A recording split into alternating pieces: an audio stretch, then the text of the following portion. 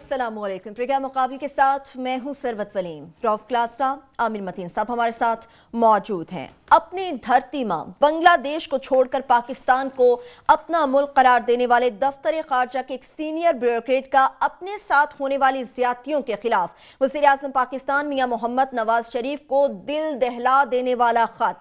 बांग्लादेश के क़याम के वक्त पाकिस्तान को अपना मुल्क करार देने वाले एक सीनियर ब्यूरोक्रेट ने नवाज शरीफ को प्रमोशन में होने वाली ज्यादतियों के खिलाफ दिल बर्दाश्ता होकर अपना दुख एक खत के जरिए वज़ीर आज़म की मेज तक पहुंचा दिया। आपके साथ शेयर करेंगे इन सरकारी बाबुओं और सियासी लुटेरों की वो कहानी जिसने एक बंगाली अफसर को यह लिखने पर मजबूर कर दिया कि शायद उसके वालिद ने पाकिस्तानी बनकर बहुत बड़ी गलती की। इसके साथ साथ ब्यूरोक्रेसी में मनपसंद तरक्कियों के स्कैंडल में नए और सनसनीखेज इंकशाफात, मन भाते अफसरान प्रमोशन ले गए, मेरिट सूली पर लटका दिया गया, सेंट्रल सिलेक्शन बोर्ड के मेंबरान जो खुद स्कैंडल्स का शिकार रहे वो अफसरान की तरक्कियां करने लगे हैं। ख्वाजा शरीफ कत्ल साजिश में जुडिशल कमीशन की जानिब से सख्त कार्रवाई की सिफारिशात के बावजूद डॉक्टर तौकीर शाह मियां नवाज शरीफ की सखावत से फैज़याब हुए, खामोशी से तरक्की भी पा गए। ब्यूरोक्रेसी में बढ़ती हुई बेचैनी और अंदर की कहानी तो आपको बताएंगे, लेकिन 2 साल पहले कौमी असम्बली में खुर्शीद शाह ने नवाज शरीफ प्रमोशन स्कैंडल पर कितनी लंबी तकरीर की और क्या मुतालिबात किए वो भी आपको बताएंगे। प्रोग्राम के आखिरी हिस्से में सुप्रीम कोर्ट के बाद chief justice Lahore high court justice Mansoor Ali Shah ने शरीफ खानदान की शुगर मिल्स हसीब वकास और चौधरी शुगर मिल को सील करने का हुक्म दे दिया। मफादात के टकराव के इस अजीबो गरीब खेल में सवाल यह है कि हुक्मरान शरीफ खानदान हुक्मरानी करेगा या फिर कारोबार करेगा। तफसीलन इस पर बात करेंगे, लेकिन क्लासेस साहब सबसे पहले जिस तरह से मैंने अपने इंट्रो में भी बात की है, सीनियर ब्यूरोक्रेट हैं दफ्तर खारजा के, उन्होंने दिल दहला देने वाला खत लिखा है, लेकिन उनके साथ ज्यादतियां क्या हुई हैं जिन्होंने उसे लिखने पर मजबूर किया और वज़ीर आज़म की मेज तक चीज़ पहुंच गई। जब हमने कल ये प्रोग्राम किया था ब्यूरोक्रेसी के, इसमें जो स्कैंडल सामने आया है 400 प्रमोशंस में से 300 को उन्होंने अप्रूव कर दिया और 94 को कहा जी कि आप नाअहल हैं, निकम्मे हैं, बोर्ड के लोगों को भी पता नहीं है, हम समझदार हैं जो ज़कूटे जिन बैठे हुए हैं वज़ीर आज़म सेक्रेटेरिएट में। इतना ये मुझे और आमिर मतीन को अंदाज़ा नहीं था कि इसका फीडबैक क्या आएगा और कितने सारे इसमें लोग उसमें आप कैसे एग्रीव्ड हुए हैं और कितनों के साथ हमें ज्यादतियाँ हुई हैं। ऐसा चीज़ें सामने आ रही हैं। मुझे तो लग रहा है जो मवाद हमारे पास आ रहा है मुख्तलिफ सोर्सेज से, शायद अगले हफ्ते ही हमें बाकी चीज़ें छोड़ के हमें इसी पे बताना पड़ेगा कि पाकिस्तान में बड़े पैमाने पे, अब छोटे लेवल पे तो हम देखते हैं ज्यादतियां होती हैं, कि प्राइम मिनिस्टर ऑफ पाकिस्तान के लेवल पे कितनी बड़ी यहाँ पे ज्यादतियां हो रही अफसरान के साथ। और जो मैं समझता था कि शायद सारे ब्यूरोक्रेट, हमारा तो एक व्यू था ना कि शायद ब्यूरोक्रेसी पाकिस्तान के मसाइल का शिकार है, वो तो होंगे, लेकिन जो उनके साथ जो कुछ हो रहा है और जिस तरह के मैं वो कैसे आई मीन शॉक, हालांकि रिपोर्टर को मैं बार बार कहता हूँ तो हम इम्यून हो जाते हैं। मसलन ये जो इन्हें बुरहानुल इस्लाम साहब हैं, ये ब्राजील में पाकिस्तान के एम्बेसडर हैं। ठीक है, बुरहानुल इस्लाम साहब के हवाले से बात कर, इन्होंने जो बाकी छोड़ दें, एक केस स्टडी के तौर पर ले रहे हैं, बाकी आमिर मतीन साहब के पास भी बड़ा इन्होंने भी इस पे होमवर्क किया है, बहुत सारी डिटेल इनके पास है, डिटेल ये भी बताएंगे। इन्होंने जो एक केबल भेजी है जो मुझे कोई फॉरेन ऑफिस में कुछ दोस्तों ने, क्योंकि साफ ज़ाहिर है कुछ लोग तो बैठे हुए हैं जो देखते हैं कि इस धरती पे जुल्म ज्यादतियां जो हो रही हैं, इन्होंने जो केबल भेजी है, एक लेटर भेजा है, जो लेटर आपको दिखा रहे हैं। मैं राब्ते करने की कोशिश की है क्योंकि मेरे पास उनका नंबर्स है ना, कांटेक्ट हैं इनके बुरहान साहब के, कि हम उनसे पूछते, पॉइंट ऑफ व्यू लेते, उनसे तो राब्ता नहीं हो सका। लेकिन जो बातें उन्होंने केबल की शक्ल में लिख के भेजी हैं, जो मेरे तक किसी ज़राए से, कोई लोकल ज़राए से वज़ीर आज़म ऑफिस से पहुंची हैं, कुछ लोग बैठे हैं सामिर साहब, वज़ीर आज़म ऑफिस में भी 1-2 अभी कोई बच्चे हुए जिनके ज़मीर और दिल जिंदा हैं। उन्होंने ये लिखा है, मैं आपको आने वाले दिनों मजीद डिटेल बताऊंगा, कि ये जो है बुरहानुल इस्लाम साहब, इनके जब 71 में जब ये बंगाली इसके ओरिजिन के हैं और बिहारी भी नहीं है, ये भी स्पेशली तौर पर मुझे बताया गया है कि ये ना समझा जाए कि शायद वो हैं बंगाल के, प्योर बंगाल के थे। बिहार के बहुत सारे लोग यहाँ पे आ भी गए थे, बाकी रुके हुए भी हैं। उनका केस डिफरेंट है, ये बंगाली हैं, ये बंगाली हैं, ये वो बंगाली हैं जिनके पास ऑप्शन था कि आपने पाकिस्तान रहना है 71 में, या आपने वहां बांग्लादेश चले जाना है और वहां पे बंगाली अपने आप को करार देना है। इनके वाले साहब ने प्रेफर किया कि नहीं, हमने पाकिस्तान बनाया था, हम पाकिस्तानी हैं, हम पाकिस्तान में रहेंगे। उन्होंने जो चीज़ें लिखी हैं मैं अगर आपको पढ़ के सुना देता हूं कि उनके साथ क्या नाइंसाफ़ी हुई है। आमिर साहब 2014 से उनकी ग्रेड 20 से 21 में इन्होंने प्रमोशन नहीं की, 2014 से। अगले महीने ये बुरहान साहब रिटायर हो रहे हैं उन्होंने एक केबल भेजी है रिटायरमेंट से पहले, जो इस मेरा ख्याल है मुल्क और कौम के लिए, हमारे लिए एक तरह का इट्स ए शेम कि एक वो बंदा जिन्होंने अपनी फैमिलीज, अपनी धरती, अपनी मिट्टी जो है पाकिस्तान को करार दिया, उसके साथ हमारे जकूटा, वो सियासी जकूटे हों या ब्यूरोक्रेटिक हों, उन्होंने क्या उनके साथ ज्यादती की है।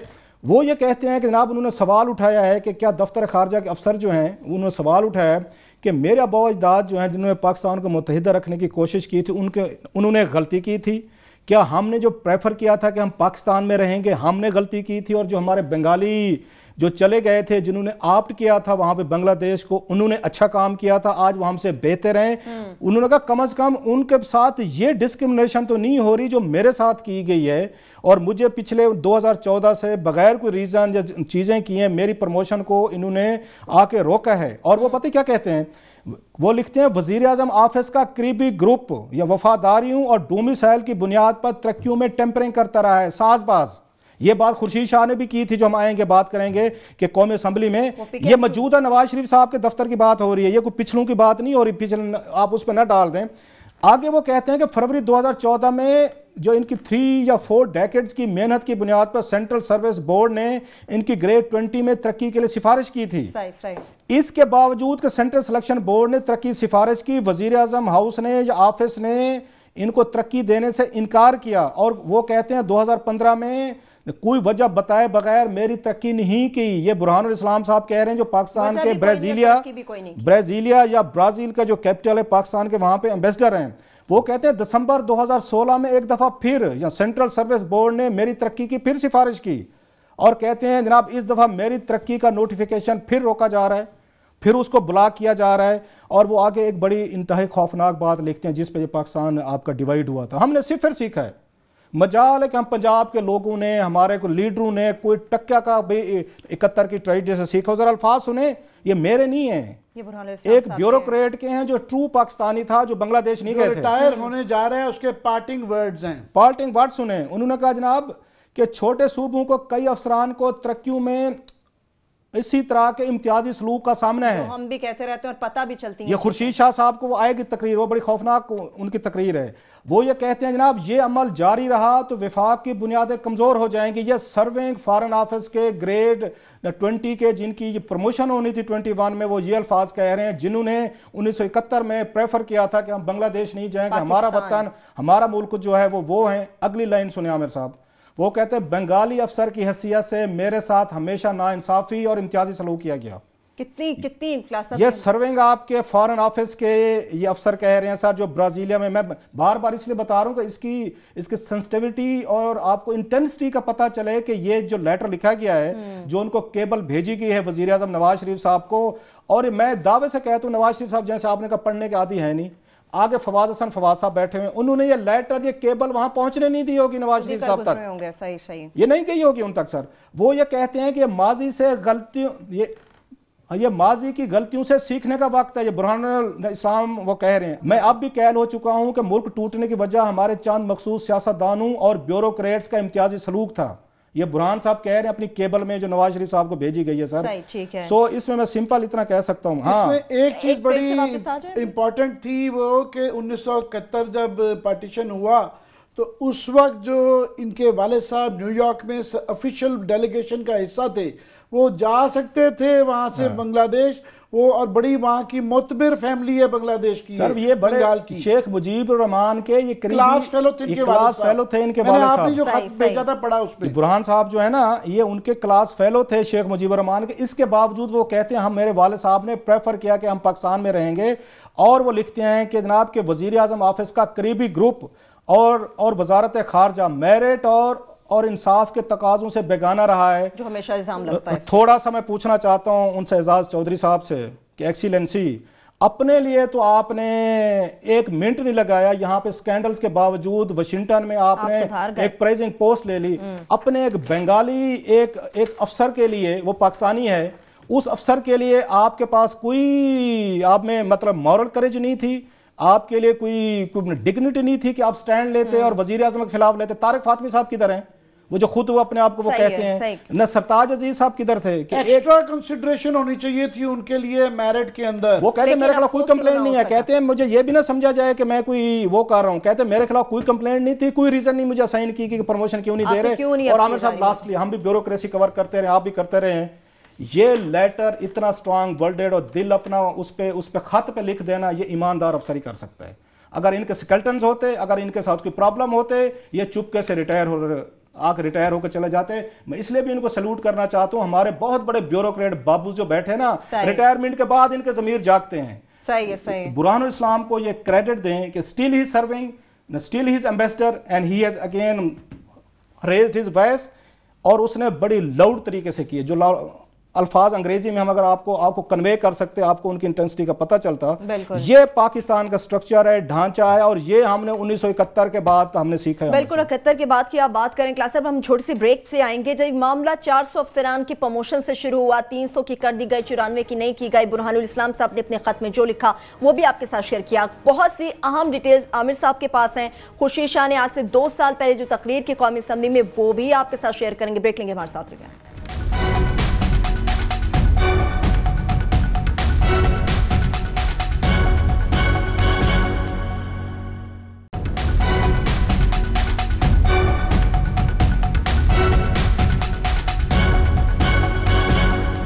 ब्रेक के बाद एक बार फिर से प्रोग्राम में हम आपको खुशामदीद कहेंगे। ब्यूरोक्रेसी में जो मनपसंद तरक्कियों का स्कैंडल है, इसमें नए और सनसनीखेज इंकशाफात तो सामने आ रहे हैं। मन भाते अफसरान को प्रमोशन दिए जा रहे हैं। आमिर साहब, आपके पास भी बड़ी अहम डिटेल है, हम चाह रहे हैं वो भी आप हमारे साथ। जी, आपको पूरी आज अंदरूनी कहानी जो है, जो ये 400 अफसरान के CSP सेंट्रल सिलेक्शन बोर्ड से पास होने के बाद उनमें से जो 94 के नाम वापस भेजे हुए हैं, उसकी कहानी बताएंगे।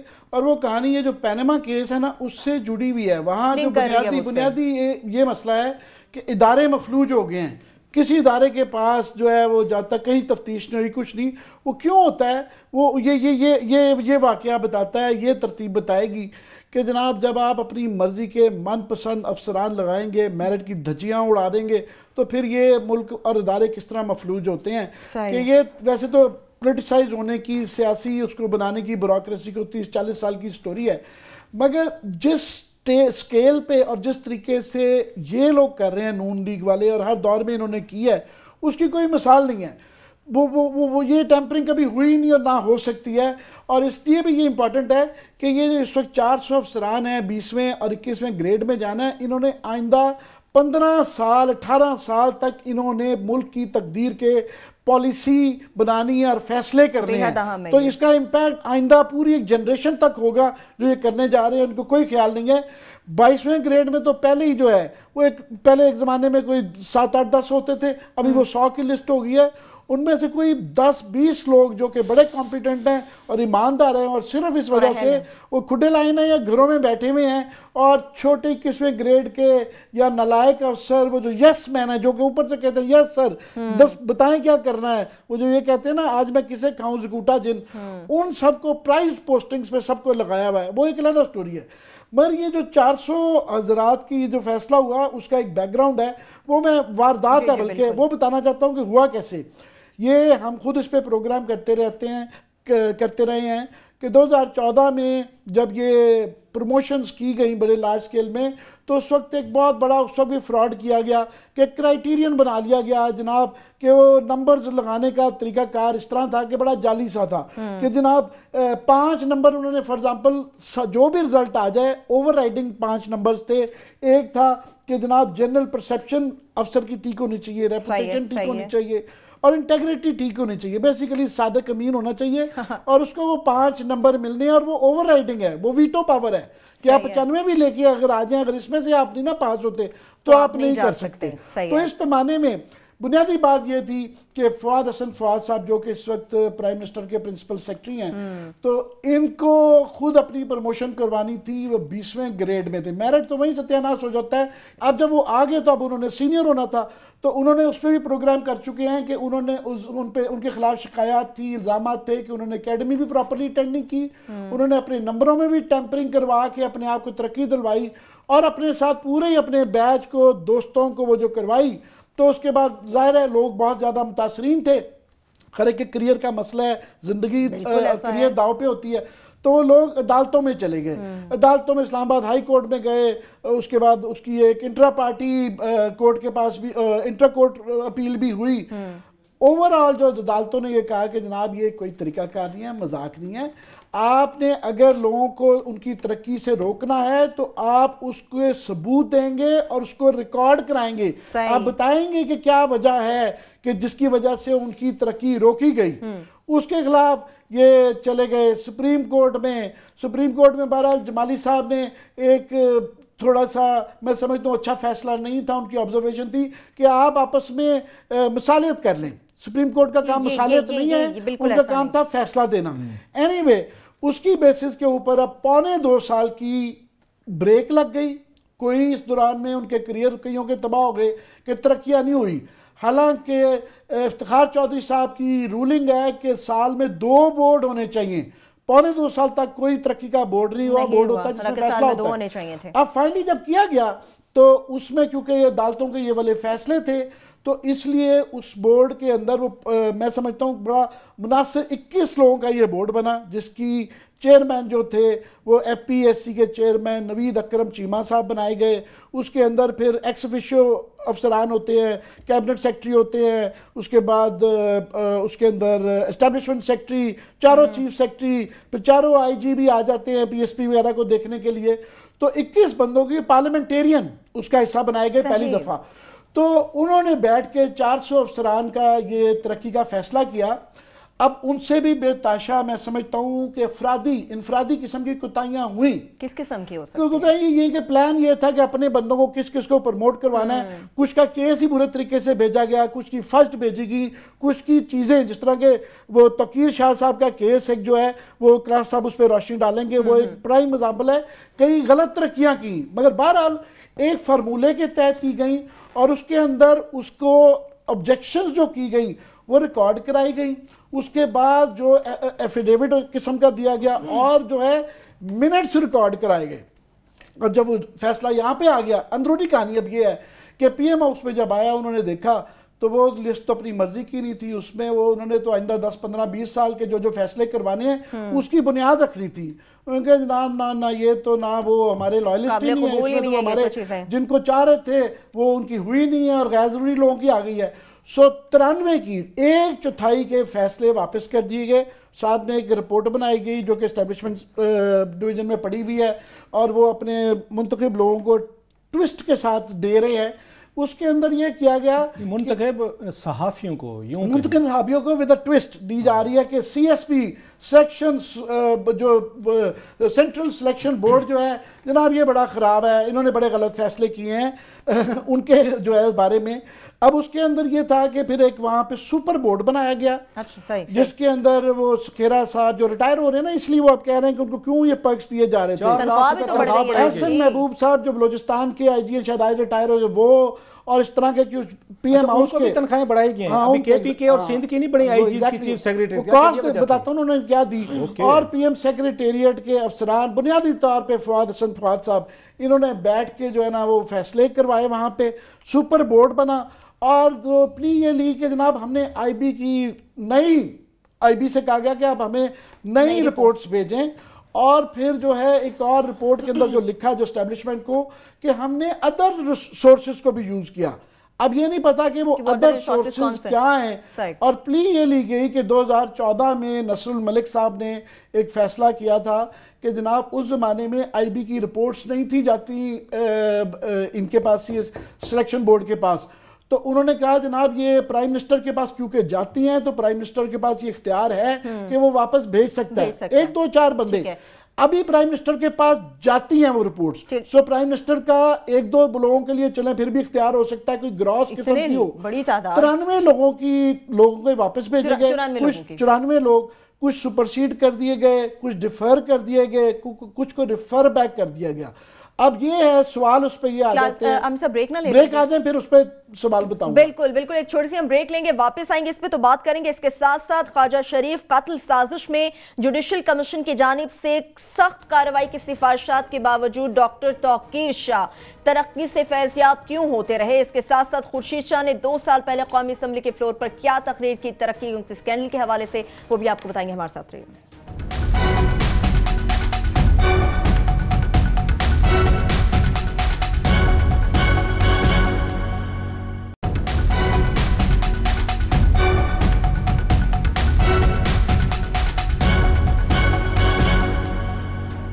ब्रेक के बाद एक बार फिर से प्रोग्राम में हम आपको खुश आमदेद कहेंगे। आमिर साहब, आप ब्यूरोक्रेसी के हवाले से निहायत अहम सवाल करने जा रहे थे। जी, मैं ही कह रहा था कि ये जो वारदात तैयार की गई कि अपनी मर्जी की पूरी लिस्ट बनाई जाए, तो उसमें प्रॉब्लम ये हुआ कि वहाँ से, हालांकि उन पे काफ़ी सारे उनकी इसी कुछ प्रमोशनें उनकी क्वेश्चनेबल हैं जिस पे बात हो सकती है, मगर ओवरऑल एक फ्रेमवर्क बना था, उन्होंने उसके मुताबिक किया। 21 लोगों ने किया था और तमाम 21 लोग मोतबर लोग थे, तो वे आउट नहीं था, तो उनके साथ में मिनट्स भी थे। तो पहले तो मेरी इतला ये है कि उन पे प्रेशर डाला गया होगा नदीम चीमा साहब पे कि जनाब आप इसको मिनट्स चेंज करें, और मेरी इतला ये है कि वो डटे रहे। उन्होंने कहा नहीं जनाब ये मैं नहीं कर सकता।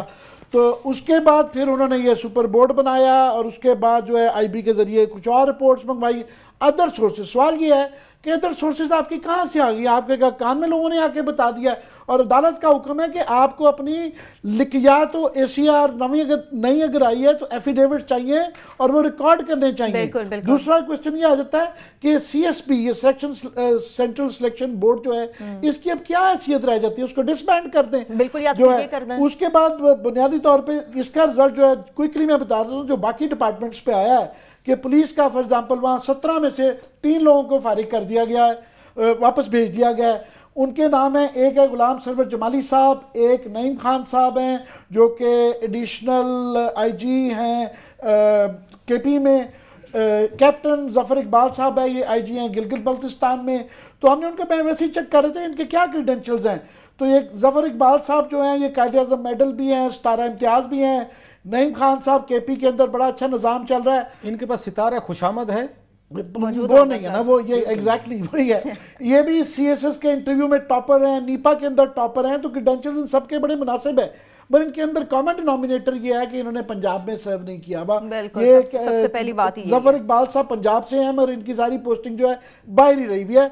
तो वो जो इल्ज़ाम खुर्शीद शाह का आप लगाने वाले हैं ना, वो पहले ही आ गया, और बंगाली जो एम्बेसडर साहब का वो आया है, ये वही है कि यहाँ पे पंजाबी ना हो आप तो ये फिर हाल होता है। क्विकली इंफॉर्मेशन डिपार्टमेंट के साथ उससे भी ज़्यादा ज्यादती हुई हुई है कि हमारे कंसल्टेंट हैं 92 के पुराने former information secretary Anwar Mahmood साहब, वो कह रहे हैं कि मैंने 1971 में ज्वाइन की थी जब बांग्लादेश बना, आज तक 47 साल में ये नहीं हुआ कि इंफॉर्मेशन का एक भी फेडरल सेक्रेटरी नहीं है, कोई उनका एडिशनल जो है एक्टिंग सेक्रेटरी नहीं है, एडिशनल इंचार्ज होता है सेक्रेटरी वो नहीं है, प्रेस सेक्रेटरी भी प्राइम मिनिस्टर का है, वो भी वानी साहब आ गए हैं, वो भी पोस्ट चली गई है। PTV का कोई MD मोहम्मद मालिक साहब के बाद जो है कोई भी नहीं है, और वो कासमी साहब बगैर अथॉरिटी के चेयरमैन के पास एग्जीक्यूटिव अथॉरिटी नहीं होती, वो चलाई जा रहे हैं क्योंकि वो खुशामद वाली आप बात कर रहे हैं वो वाला है। और 3 उनके लोग अप्रूव किए थे 20वें में और 21वें में, वो 3 में से 2 नासिर जमाल साहब और जहूर बरलाज साहब के उन्होंने उनके भी वापस दे दिए। क्विकली डिपार्टमेंट्स में हम बात करते रहेंगे। इस तरह के कस्टम्स और रेवेन्यू IRS के अंदर भी इंटरनल जो रेवेन्यू सर्विस में है कि वहाँ 22वें ग्रेड की रुखसाना यास्मीन साहब 1 साल से बैठी हुई हैं, वो जिस पे पोस्ट पे पहली थी पिछले ग्रेड में वहीं पे बैठी हुई हैं। 160 अरब का वहाँ पे एक खसारा याद रहे कि रेवेन्यू डिपार्टमेंट में हो चुका हुआ है। 13 लोगों को 21 ग्रेड में तरक्की कर दी हुई है, मगर जो उसके बावजूद जो है चीफ कमिश्नर जो लाहौर में लगाए गए हैं वो 20वें ग्रेड के नदीम रिजवी साहब हैं। 2 दिन पहले जेबा ही बीबी जो है वो तरक्की पाई है, उनको जो है चीफ कलेक्टर लगा दिया गया, जहां पे पोस्ट पे अपने बंदे और लास्ट के घंटों बाद 2 दिन में जिनकी 22वें ग्रेड की 2-2 साल से बैठे हुए हैं, कोई पोस्टिंग नहीं आ रही, और जिनकी लगानी होती है 2 दिन के अंदर पोस्टिंग हो जाती है और की पोजीशंस पे। लास्टली नसीम मसूद साहब जो हैं उनको 22वें ग्रेड में तरक्की कर दी है, मगर वो जो 20वें ग्रेड की पोस्ट पे पहले बैठे हुए थे वो वही बैठे हुए हैं। सो ये बाकी पोस्टिंग्स पे करेंगे। ओवरऑल ओवर टू यू क्लास साहब। क्लास साहब, आप खुर्शीद शाह साहब की तरफ चलते हैं। मैं उस पे भी आता हूं, मुझे जो दुख हो रहा है, डिटेल्स बड़ी हैं, आइंदा आने वाले प्रोग्रामों में इसको डिटेल करते रहेंगे। पंडोरा बॉक्स तो आप खुला है। क्लास साहब ब्रेक ना ले लें अभी। वो तो फवाद हसन फवाद के खिलाफ जो फॉरेन पोस्टिंग थी उसका मेरे पास स्कैंडल आ गया, डॉक्यूमेंटेड आ गया, उनको कैसे प्रमोशन मिलती रही है, वो बड़ा स्कैंडल है। आप चले वापस आए, मुझे दो उनका एक लास्टली मैं बता दूं, उनका मारूफ साहब और सारा ये जो बैच ऑफ 15 है ना, इनका अदालत का ये केस आया हुआ है कि इनकी जो तरक्की 21वें ग्रेड में 2015 में नहीं हुई भी, उन सब की कैंसिल हुई थी। तो इनके अभी जो ये 17 में समझ रहे हैं कि 2 साल पूरे हो गए, वो भी डिटेल बताएंगे। जी जी वापस आए, मैं आपको कुछ इस पे बताता हूं कि कुछ एक दो लोग, मतलब नासिर जमाल जो इंफॉर्मेशन ग्रुप के one of the brilliant officers, ऐसे बरलाद साहब, अगर ऐसे मेहनती ईमानदार भी अच्छे लोग, नासिर जमाल जैसे लोगों को भी अगर प्रमोशन नहीं देनी, तो फिर तो आप इसका मतलब करप्ट वो जो आएंगे ना, खुर्शीद शाह की मैं जरा कहानी सुनाता हूँ, मतलब नासिर जमाल के साथ ज्यादती हुई, बेचारे को उसमें डॉन केस में बता दिया। शिराज साहब पसंद नहीं है और वो शफकत जलील भी पसंद नहीं है। पसंद नापसंद की सारी सूरत हाल है। बिल्कुल, एक छोटी सी हम ब्रेक ले लेते हैं। जब ब्रेक से वापस आएंगे तो मनपसंद तरीके से किस तरह से तरक्कियां दी जाती हैं और खुर्शीद शाह साहब की निहायत अहम तकरीर 2 साल पहले की गई, वो भी आपके साथ शेयर करेंगे हमारे साथ।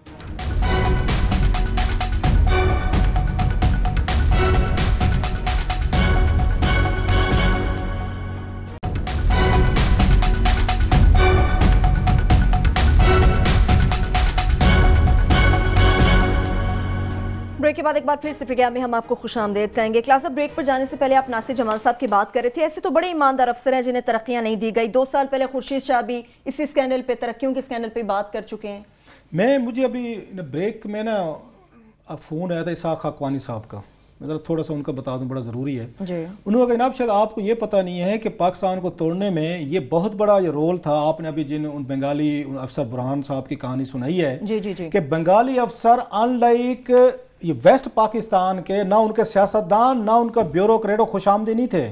कहते वो पजामे पहन के आते थे, धोतियां पहन के आते थे, या अपने अपने आम से कुर्ते पहन के, और अयूब खान के खिलाफ उन्होंने अपोजिशन की थी। यहाँ पे कहते पंजाब के हमारे सारे ये तो ये बैग उठा के फिरते थे, यही ब्यूरोक्रेसी में थे। वो ये क्वेश्चन करते थे, लड़ते थे, ये आके उनको आके जैसे आज बुरहानुल इस्लाम ने किया है। कहते सारे अफसर जो बंगाली थे मोस्टली वो इसी करेक्टर के मालिक थे, वो इनके आगे खुशामदी नहीं करते थे, इनको अपने अपने हक पे डट जाते थे, इनके साथ लड़ पड़ते थे। सो पाकिस्तान को डिवाइड करने की एक वजह यह भी थी कि यहाँ का हुक्मरान तबका जो ये वेस्ट पाकिस्तान का था, वो इन बंगाली से वो डरता था कि ये उनको क्वेश्चन कर लेते थे, सवाल पूछ लेते थे, अपने राइट्स के लिए खड़े हो जाते थे। इस पर हम किसी वक्त बात करते रहेंगे। इंपॉर्टेंट चीज जो है खुर्शीद शाह की तकरीर आमिर साहब, क्या वैसे शाह साहब जैसे भी हैं हम उन पर तनकीद करते रहते हैं, वो भी बर्दाश्त करते हैं। क्या कमाल की शाह साहब ने एक चार्जशीट पड़ी थी नवाज, जब 2015 में भी ये स्कैंडल इसी तरीके से आया था। नवाज शरीफ साहब हर साल प्रमोशन बोर्ड की सिफारिशात के साथ खिलावाड़, क्या कहते हैं, खिलाड़ होता है, खिलवाड़ करते हैं, और हर साल स्कैंडल आता है। और किसी वजीर आजम के दौर में नहीं आया। गिलानी साहब रहे, राजा परवेज अशरफ रहे, शौकत अजीज बला रहे, इन्हीं के दौर में जब से वजीर आजम बने हैं, अगेन अल्लाह के फजल से इनका प्रमोशन स्कैंडल जरूर रहता है सर। तो खुर्शीद शाह ने यहाँ पे एक इन्होंने कौमी असम्बली तकरीर की थी 18 मई ये 2015 को। आमिर साहब वो जरा पढ़ने वाली तकरीर है, वो बल्कि उसको दिखाने वाली उसको तकरीर है। स्कैंडल वहां से शुरू हुआ है, ये वो स्कैंडल है, उसकी अभी फॉलो अप है। ये फॉलो अप है जो खुर्शीद शाह ने वहां से उन्होंने निकाला था। तो खुर्शीद शाह साहब ने कहा था, ये तो कुछ भी नहीं लिखा बुरहान साहब ने, ये उनकी पूरी रिकॉर्डेड, अगर हमारे ये प्रोड्यूसर साहब पूरी ये इसकी दिखाएं, उनकी तकरीर का हम निकलवा के लाए हैं पूरा का पूरा रिकॉर्ड। ये नजर आ रहा है कि इन्होंने वहां पे क्या गुफ्तगू की थी। उन्होंने ये फरमाया था, इन्होंने शाह साहब ने, कि जनाब पाकिस्तान में लगता यह है कि सिर्फ पंजाब के अफसरान को तरक्की मिलती है, बलोचिस्तान हो, सिंध हो, छोटे सूबे हों, तो वजीर आजम पाकिस्तान या उनके यहाँ जो बैठे हुए लोग हैं, ये गैंग था, ये जो कूटे जिन थे जो आज जिनकी वजह से सारी ये तबाही फिरी हुई है, उस वक्त भी यही थे। खुर्शीद शाह ने इन्हीं को टारगेट किया था।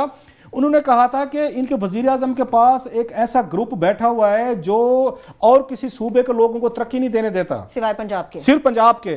और एक और बड़ी उन्होंने इनसे डेंजरस बात की थी जो कि ठीक की थी। उन्होंने कहा जी मैं ये मानता तो नहीं, लेकिन लगता यह है कि प्राइम मिनिस्टर ऑफ पाकिस्तान जो इस मुल्क में 2 ग्रुप पैदा कर रहे हैं।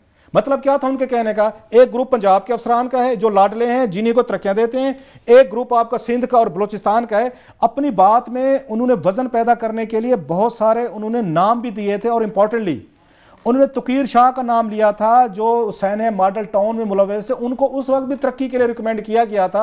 तो खुर्शीद शाह ने कहा था जनाब ये हुसैन जो मॉडल टाउन में जिस पे FIR थी उसको वजीर आज़म नवाज शरीफ साहब ने कैसे तरक्की दे दी है। और ये भी उन्होंने कहा था कि जिस बंदे ने UND आपके नेशनल आप डिफेंस यूनिवर्सिटी में टॉप किया था जिस अफसर ने, तो नवाज शरीफ साहब ने उनको भी निकाल दिया था, उनको भी उन्होंने नहीं दिया था।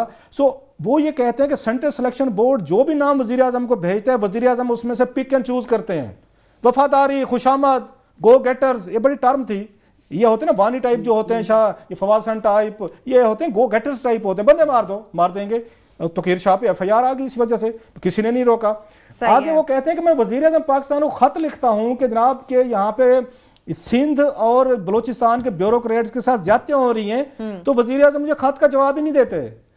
अब मुझे बताएं सीरियसनेस का लेवल देखें आमिर साहब, कि अपोजिशन लीडर इतनी बड़ी चार्जशीट पढ़ता है, ये कौमी असम्बली में वजीर आज़म बैठे हुए थे, सही है, और उस पर यह असर होता है 2 साल बाद आपका नया स्कैंडल आ गया। ये अब आप मुझे बताएं, अगर पनामा पे मैं इसको थोड़ा सा जोड़ के आता हूं किसी चीज पे, आज हाई कोर्ट लास्ट 2 मिनट्स हैं, 2 मिनट्स हैं, उस पर भी आता हूं कि अगर आप हुक्मरान जमात को अगर उनके गलत कार्यों को सजा नहीं देंगे मुल्क आगे जाएगा। आज ही देख लें आज लाहौर हाई कोर्ट में क्या हुआ सर, वहां पे आपको पता सुप्रीम कोर्ट में आया था जो हम बात कहते रहते कंफ्लिक्ट ऑफ इंटरेस्ट, कि शाही खानदान अगर कारोबार करेगा तो मसाइल पैदा होंगे। बादशाह अगर किसी का खेत का एक दाना खाएगा ना सर, वो उनका शेख सादी का कौल है, पूरी फौज आपका खेत उड़ा देगी। इन्होंने शुगर मिल्स पे जो इन्होंने शिफ्ट की थी सेंट्रल पंजाब से, और अपने मुकाबले की राइवल शुगर मिलों का जीना इन्होंने हराम किया हुआ है। इससे पहले दूध दही की कहानियां मैं सुना चुका हूं आपको, पोल्ट्री की, डॉक्टर जफर अल्ताफ के साथ जो कुछ किया उस पर मुकदमे कायम किए उसका हल्ला दूध की वजह से कि इनके बच्चों ने दूध दही का कारोबार करना था। अब देखें कि सुप्रीम कोर्ट ऑफ पाकिस्तान ने यहां से ऑर्डर किए, इनकी मिलें उन्होंने वो की कि बंद करें, क्रशिंग बंद करें। उस पर रिपोर्ट्स आना शुरू हो गई कि नहीं जनाब अभी तक भी उनकी क्रशिंग जारी है। आज एक बड़ा उन्होंने बोल्ड फैसला दिया, मैं कहता हूं चीफ जस्टिस जो हाई कोर्ट जो है मंसूर अली शाह साहब, उन्होंने हसीब वकास और चौधरी शुगर मिल्स को सील करने का हुक्म दिया है। सवाल यह है कि जब सुप्रीम कोर्ट ऑफ पाकिस्तान ने आपको ऑर्डर कर दिए थे कि ये क्रशिंग नहीं करेंगी, ये बंद रहेंगी, उसके बाद भी आपकी हाई कोर्ट को जरूरत पड़ती है कि वो दोबारा ऑर्डर दे। यही हम कहते हैं, जो आमिर और मैं कहते हैं, आम आदमी नहीं समझता कि ये होती है कन्फ्लिक्ट ऑफ इंटरेस्ट। अगर आपका कारोबार है, आप इस मुल्क के वजीर आजम हैं, आप इस मुल्क के चीफ मिनिस्टर हैं, आपके अंडर सारी ब्यूरोक्रेसी है, आपको रेगुलेट करने के बजाय आपकी गलत कार्यों और वारदातों को रोकने की बजाय वो आपका साथ देती है। आपके राइवल्स कारोबार नहीं कर सकते, आपको लेवल प्लेइंग फील्ड नहीं मिलता जो आपके कंपिटिटर्स हैं। लिहाजा इस वक्त उन्होंने रोक तो दिया है। कल आपके पास मेरा ख्याल है एक उस पे हमजा कौन सी उसकी ये मिल की थी जिसको इन्होंने सब्सिडी दी है, अपनी शुगर मिलों को खुद सब्सिडी ले रहे हैं, खुद ही एक्सपोर्ट सब्सिडी देते हैं। एक तो हम रोते हैं कि कॉटन नहीं लग रही, चीनी है, फिर एक्सपोर्ट कर देते हैं, फिर अपनी मिलों को खुद ही सब्सिडी देते हैं। अदालत ने वो भी by the way Lahore high court ने वो भी मंगवाया हुआ कि जनाब इसका तो हमें बताए ना कि ये क्यों और कैसे दी जा रही है। लास्ट में मैं ये कर दूं कि ये जो वायलेशन अदालत की किस तरह करते हैं कि ये जो फवाद हसन फवाद साहब, मारूफ साहब, इन सब का केस है, इस्लामाबाद हाई कोर्ट ने इनकी प्रमोशन 2015 में एनल कर दी हुई है। तो ये जब तक सुप्रीम कोर्ट उसको खारिज नहीं करता तो ये 20वें ग्रेड में ही है। अभी ये 21वें में ये समझ रहे हैं कि 2 साल पूरे हो गए हैं, अब ये 22वें ग्रेड में बढ़ने की तैयारी करते हैं। That will be in violation of the Islamabad high court and supreme court. मैं उस पे अगले हफ्ते फवाद हसन फवाद का स्कैंडल ला रहा हूं कि उनको कैसे जो है प्रमोशन दी गई, CBS ने दी है या सेंट्रल बोर्ड ने दी है, कैसे दी है, उनके खिलाफ फाइंडिंग है, उनके खिलाफ बहुत बड़ी एक उस पे हैं इरेगुलरिटीज हैं। सो ये सारा मिल मिलाप है। ये कहने का मतलब ये है, इसी चीज को देख लें कि जो शाही खानदान जो है आप इस तरीके का बिजनेस कर रहे हैं, कन्फ्लिक्ट ऑफ इंटरेस्ट हो रहे हैं, और जो आप दे रहे हैं अपनी ही मिलों को आप वो दिए जा रहे हैं, सब्सिडीज दी जा रहे हैं, हमारी जेबों से पैसा निकाल के रोज पेट्रोल की कीमतें बनाते हैं, आप बढ़ाते हैं, वहां से पैसा निकालते हैं, आप जाकर अपनी मिलों को उनको सब्सिडी करते हैं कि जनाब आपने ये महंगी मिल बनाई है, इसको करें। इसके बारे में एक मुहावरा याद मुझे आ रहा है, बिल्कुल इन्हीं लोगों के बारे में कहा गया है कि पूरा सर जो है ना वो कढ़ाई में, चारों उंगलियां भी और सर भी कढ़ाई में, अपनी हुकूमत, अपना वजीर आजम, अपने वजीर आला, अपने अफसर, अपने जकूटे, अपने जकूटों की प्रमोशन, लेकिन मफादात का ये टकराव जो जारी है आमिर साहब, हमेशा सबके ज़हनों में ये सवाल छोड़ के जाएगा कि हुक्मरान तबका या तो कारोबार कर सकेगा या फिर हुक्मरानी कर सकेगा। फैसला आपका होगा। इसके साथ ही प्रोग्राम अपने इख्तिताम को पहुंचता। अपना बहुत सा ख्याल रखें। खुदा हाफिज़।